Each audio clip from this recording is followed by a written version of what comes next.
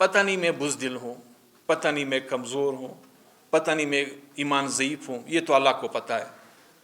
مطلب جب بھائی آپ کا شہید کیا جائے، والد آپ کا شہید کیا جائے، کزن آپ کا اٹھا کے 6 مہینے اس کی مسخ شدہ لاشیں آپ کے ہاتھ میں تھما دی جائے اور جیتا ہوا الیکشن آپ سے لے لیا جائے، مطلب پھر آپ کیا کریں گے؟ یہ تو پتہ نہیں، میں نے آپ کو کہا تھا میں دوسروں کا نام نہیں لیتا ہوں، اپنی بات تو کر سکتا ہوں۔ آپ کی نظر میں پتہ نہیں میں بزدل ہوں، میں کمزور ہوں، میں پتہ نہیں کس سوچ اور فکر کا مالک ہوں، پھر بھی ہم کہتے ہیں کہ نہیں خدا رہا۔ مطلب ہم جیسے سیاسی، مطلب آپ ملازم کو نہیں بخش رہے ہو۔ ایک ملازم کی کیا گناہ ہو سکتی ہے؟ ایک سمپل ڈیمانڈ ہے، ڈی آر اے ہے اور یکساں نظام تنخواہ سسٹم ہے، آپ کی نظر میں وہ بھی بد ہے، آپ تو دروازے بند کر رہے ہو۔ عدالتوں سے انصاف کی توقعات آپ نے ختم کر دیں، پارلیمنٹ کی خود مختاری آپ نے پاؤں تلے رون دی ہے۔ مطلب لوگ کیا کریں؟ وسائل ہمارے لوٹے جا رہے ہیں، ہم دیکھ رہے ہیں۔ مطلب میرے گھر کے سامنے سے گیس نکل رہا ہے، میں اس سے مستفید نہیں ہوں، لوگوں کے کارخانے ان سے چل رہے ہیں۔ میرے گھر کے تے سے سونا نکالی جا رہی ہے، کوئلہ نکالی جا رہی ہے، لیکن میں 2 وقت کی روٹی کے لیے ترس رہا ہوں۔ یعنی میں آپ سے پوچھنا چاہتا ہوں کہ کیا اس وقت پاکستان کی اہمیت پنجاب کے کیلے اور مالٹے سے ہے یا بلوچستان اور پشتونخوا کے ساحل اور وسائل سے ہے؟ اس وقت جو جنگ اس ریجن میں جو خلفشار ہے، اس کی بنیادی وجہ کیا بلوچستان اور پشتونخوا کے وسائل نہیں ہیں؟ اور سب سے زیادہ در پدر زندگی اس خطے میں اگر قومیں گزارے تو یہاں کے بلوچ اور پشتون ہیں۔ کیوں؟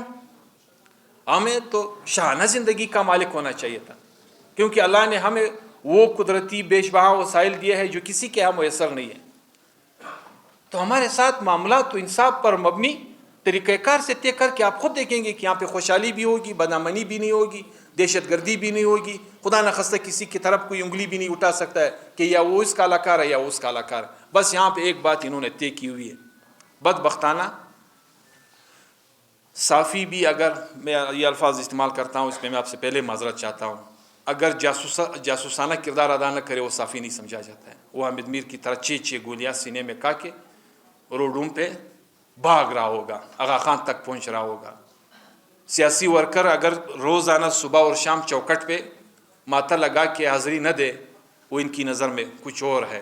ملازم بھی اگر حق کی بات ختم کر دے، جو بھی ان کو ملتا ہے اس پہ راضی ہو کے چپ چاپ لے لے، مسئلہ حل ہے۔ اور اگر وہ یہ کہے کہ یار جو کچھ آپ پنجاب میں ڈی آر اے کے نام سے وفاق میں دے رہے ہو، مجھے بھی وہ اتنا ہی دے دو، بس وہ غدار۔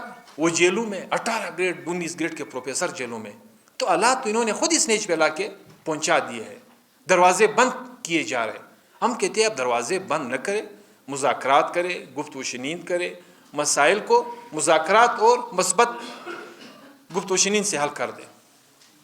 شکریہ۔ وزیر اعلیٰ صاحب نے کل فرمایا تھا، وزیر اعلیٰ صاحب نے کہا تھا کہ جی ہمارے ساتھ وسائل نہیں ہیں اور تمام جتنے بھی اخراجات جو ہم کریں نان ڈیولپمنٹ پہ چلے جا رہے ہیں۔ نان ڈیولپمنٹ صرف تنخواہیں نہیں ہیں، نان ڈیولپمنٹ میں ان کے پی او ایل بھی ہے، نان ڈیولپمنٹ میں ان کے سارے جتنے بھی ان کے اخراجات ہیں وہ سارے نان ڈیولپمنٹ میں، ان کی میڈیکل وہ نان ڈیولپمنٹ میں، ان کا ڈی آر اے پہ جتنا بجٹ ان کو فائنانس ڈپارٹمنٹ نے جتنا فگر دیا ہے، میں آپ کے سامنے اس فگر کو چیلنج کرتا ہوں کہ اتنا فگر نہیں آتا ہے، میں چیلنج کرتا ہوں، کیونکہ فائنانس ڈپارٹمنٹ ہمیشہ 40 سال سے میں دیکھ رہا ہوں